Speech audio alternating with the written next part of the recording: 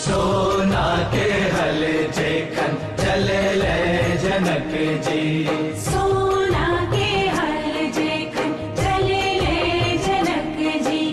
तखन ही बरखा बरसल सगरे मिथिला नगरी हे मन हरसल। सगरे मिथिला नगरी हे मन हरसल। हमें माता पिता के रूप में स्वीकार कर इसने हमारा जीवन धन्य कर दिया है। नाम तो अनेक है इसके लिए, वैदेहपुर की वैदेही, मिथिला की राजकुमारी मैथिली,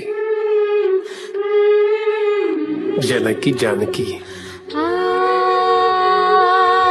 भूमि से उत्पन्न हुई भूमिजा, किंतु हल की नोक से खेत में जो रेखा बनी ये हमें उसमें प्राप्त हुई।